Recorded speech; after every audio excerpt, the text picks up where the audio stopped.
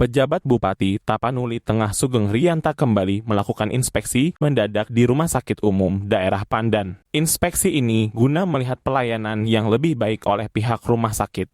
Selain itu, Sugeng Riyanta juga meminta pembayaran insentif tenaga kesehatan di masa pandemi COVID-19 dan hutang RSUD Pandan yang harus diselesaikan.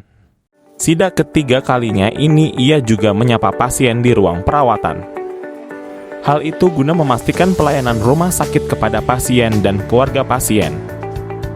Dari hasil sidak, Sugeng Riyanta mengatakan pelayanan RSUD sudah lebih baik. Namun, ia tetap meminta pihak rumah sakit tetap profesional dan bebas korupsi dalam memberikan pelayanan. Sementara itu terkait insentif tenaga kesehatan di masa pandemi COVID-19 sebesar 1,3 miliar rupiah yang belum dibayarkan dan hutang RSUD Pandan sebesar 10 miliar rupiah. Ya, kalau saya lihat pelayanannya bagus. Tempo hari kan ini saya datang ketiga nih. Iya. Ketiga pertama saya wawancara dengan para pasien ya Bu ya. Mereka semua mengatakan bahkan di luar Tapanuli Tengah juga ke sini. Berarti kan bagus ya. Iya, Pak. Bu Dirut, Bu Direktur untuk terus meningkatkan pelayanan. Saya juga mendorong tadi efisiensi pengelolaan anggaran. Jadi ini kan banyak masih ada beban hutang kita sekitar 10 miliar ya Bu ya. Beban masa lalu ini yang kemudian itu juga harus diselesaikan. Sehingga dengan efisiensi, dengan tadi sudah saya berikan masukan-masukan terkait belanja juga, kalau bisa belanja itu efektif, kemudian nota juga sudah zamannya komputer, nggak ada lagi tulis tangan, itu semua dalam rangka efektivitas. Ketika efektivitas tata kelola pemerintahnya bagus, cegah kebocoran dari korupsi, itu saya yakin nanti akan meningkat. Itu insentif kopi itu yang belum dibayarkan lebih kurang 1,3, karena kita menghitung memang waktu sampai bulan September. Uang jaga yang belum kita bayarkan selama 2 tahun 2020 dan 2021, dan juga jasa pelayanan yang belum kita bayarkan, kalau saya tidak salah itu 4 bulan tahun 2021, begitu juga dengan jasa umum. Pak BJ mempertanyakan, kenapa itu tidak dibayarkan?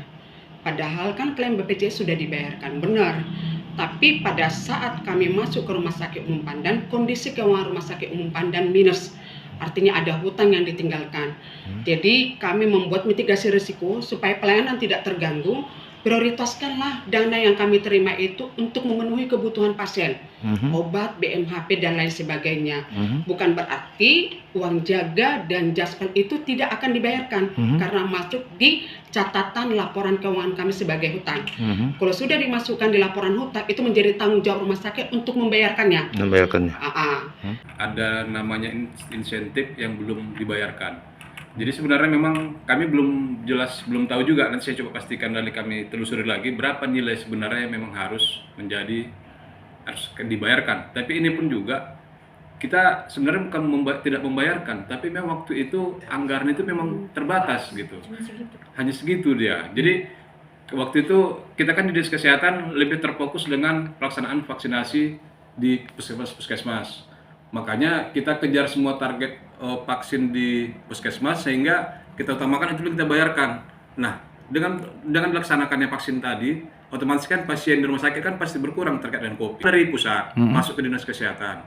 Dan di kesehatan kan kita menyalurkan ke puskesmas juga, ke rumah sakit juga. Nah, mana yang mengajukan ke kita itu kita bayarkan. Itu pun tadi yang 1,3 itu nanti kami coba telusuri lagi kalau memang nilai segitu. Tapi mungkin karena kami juga saya sudah konfirmasi dengan Bu Kabid yang menangani P2P, kami belum dapat SPJ-nya untuk itu. Maka kami pastikan nanti dulu berapa jumlahnya. Dari Tapanuli Tengah, Sumatera Utara, Sudirman Halawa melaporkan.